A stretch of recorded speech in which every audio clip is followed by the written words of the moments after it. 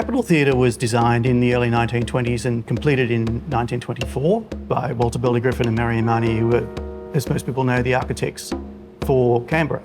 Designed at a time when technology was changing and, Melbourne was one of the fastest growing and richest capital cities in the world at that time. People were coming from all over the place to work here. The Capitol is arguably the most important building in Melbourne after the Exhibition Building, a building of significant World Heritage status, in my view. The work of Marion Marnie and Walter Burley Griffin here is probably the best work that they did in Australia or anywhere in the world. They were Theosophists, followers of Rudolf Steiner, and they had visited Germany and they were, I think, familiar with the work of the Expressionists. But fundamentally, they were Chicago school architects from the school of Louis Sullivan and Frank Lloyd Wright. They had a very deep interest in nature and how the new forms of modernism could, in some ways, draw from the beauty of nature. So when the Capitol opened in 1924, it was an entirely modern concept. It incorporates both commercial uses for daytime and shopping and accommodation, but also for the evenings it has the cinema. This sort of what we call now mixed use concept was incredibly modern at the time. Other cinemas followed, however they were designed in revival styles, whereas this was designed in a totally contemporary style by avant-garde architects. The key feature of the building is the ceiling. The concept was it was a crystalline experience that everybody could have this amazing experience when they went to the cinema. The architectural solution to that was geometric panels which are backlit with a series of coloured lights, 4 colours of lights, red, green, blue and yellow. And the effect of that is a sort of a colour spectrum similar to what happens when white light hits a crystal. In a way, it's a very simple and easy to understand idea, but it's incredibly complex to realise in the very primitive technology of the time. That is one of the really interesting things about this building is you're dealing with the primitive technology of the plaster, which is just moulds. And they're all a little bit crooked, but en masse and seen from a distance, it is really this repetitious, beautiful pattern, a bit like a grotto, I suppose. You could think of it as a cave with stalactites. A lot of people think of it that way. It has got that very welcoming, magical feeling about it. Especially when the multicoloured lighting is on, it has an attraction to people that I think transcends most architecture. It is something that's very, very memorable. It also incorporated a completely democratic viewing experience where from all the seats, the experience was the same. And this was something that the Griffins were really interested in this democratic idea of viewing. So all the audience members had an equivalent experience. These large picture palaces were really important to sort of raise morale after World War I. And this one was particularly innovative and spectacular.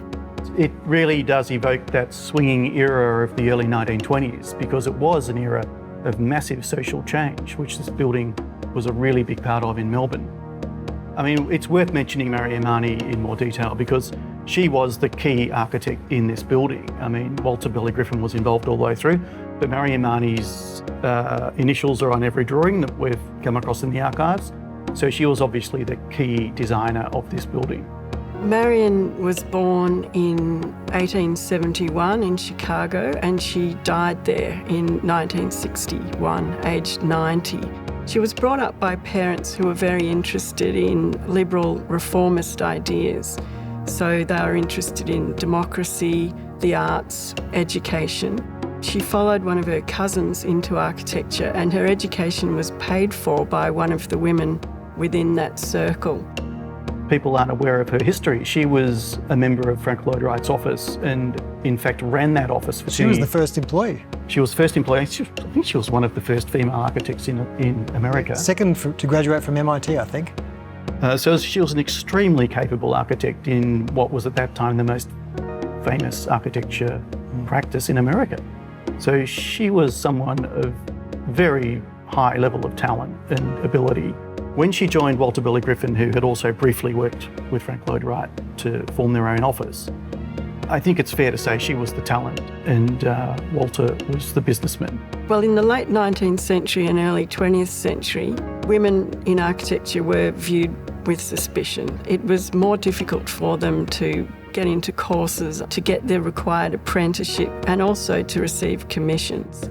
But Marion Marnie had the fortune of being surrounded by a very supportive group of women who were forward-thinking. And, you know, the men that she worked with, both Frank Lloyd Wright and Walter Burley Griffin, were forward-thinking and reformist. So she was fortunate to be part of a circle, or she made herself part of a circle that was supportive of her as a woman. When we came to the 60s, the building went through a lot of change, and that came from changes to the way that cinema was shown. Bigger cinemas were reducing in size. They couldn't get the capacity, and this had a huge capacity. It had 2,000 seats. What they did is they ran the arcade through below the building. I mean, even in the 60s, there was pressure to preserve historic buildings such as this that had obvious importance from a heritage point of view. So a lot was destroyed, but there was pressure at that time to retain the building, and I think the compromise was that the superstructure of the building was retained, the ceiling was retained, because the ceiling was seen as the key element. The foyer areas that could be retained were retained, but they were blocked off to try and improve the fire safety of the building, and the arcade was put through to improve, if you like, the economics of the building. Now, unfortunately, the building would probably be a World Heritage building if that work had not happened. We're lucky that people like Robin Boyd and others at the time fought for as much preservation as was possible. He's called it the greatest cinema ever built or ever likely to be built. Although it's fallen into disrepair and disuse at various times, it's never fallen out of people's hearts. People have always recognised it as one of the great buildings of Melbourne and one of the great buildings of Australia. My brother Fred Briggs was involved in here probably the late 50s, 60s. Well, he started off as a projectionist, and then they elevated him as a manager. I also believe that Fred was probably the first Indigenous projectionist in Australia. Freddie had this unconditional respect and about family and what it meant to be a strong Indigenous person in a very challenging society. We never saw ourselves as victims when we were around my brother or my mum, and it led a lot of my family to take leadership as well. We took over the lease, it was 1987, so it was just 3 years after we'd gone into the Longford Cinema.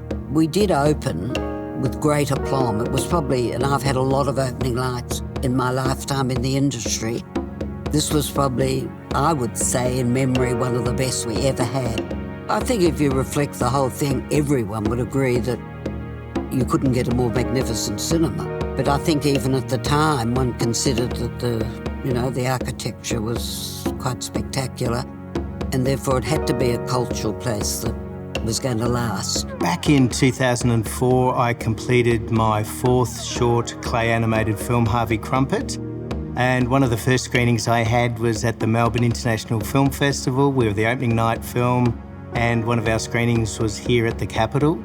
And 6 months later, we're very lucky to win the Academy Award in Hollywood. So it was great to have the film shown here in my hometown where I made it. To the people who'd helped me made it, they were here as well. And it was, it was a big honour.